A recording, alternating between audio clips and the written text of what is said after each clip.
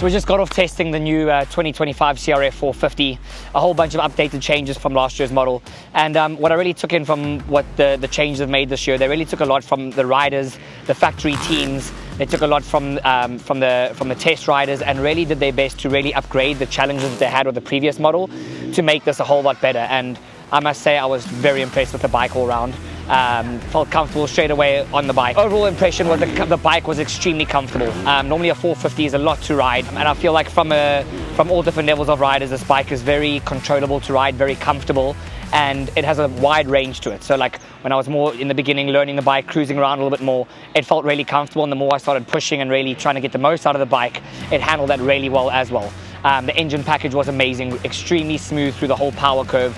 The bottom to mid power was extremely controllable, could really feel the back wheel tracking through all of the corners. It never felt like it really wanted to jump out of your arms, but if you needed that power, it was there. They changed a lot on the chassis setup. They actually made the frame a whole lot more rigid, but that actually just made the stability so much more. Something they struggled a lot with the previous model.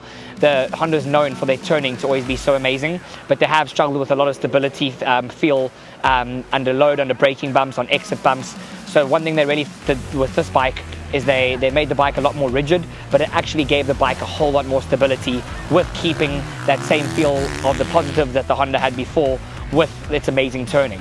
So one thing I felt today, the track was really deep, lots of ruts down the straightaways, really rough coming into some of the corners, and I could really push the bike far coming down the straightaways. It would handle really well, and I just felt like the bike was really safe all round. Like it was really predictable.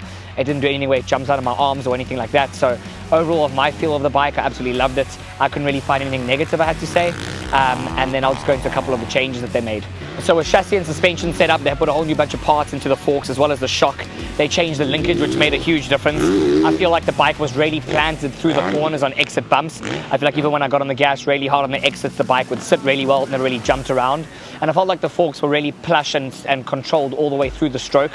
There are some really big jumps and G-outs on this track, so I stiffened up the forks a little bit for some of those sections.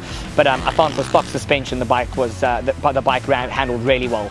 And again, when it came to that chassis setup, overall, that the more rigidity they added to this, it really helps a lot to push down those straightaways, keeping the bike really stable, with keeping those corners still really predictable and really good. Another thing they also struggled with the previous model is they had brake fade through the moto. They would often find later through the day or through the moto, the brakes would start fading, and then you'd have to really pull in hard to get that brake working. They fixed that this year. I felt the brakes were amazing. You could push them really hard and had a lot of feel on the front brake, so that's something that they really fixed with this model. And then also with the plastics, they added a whole new shape to it.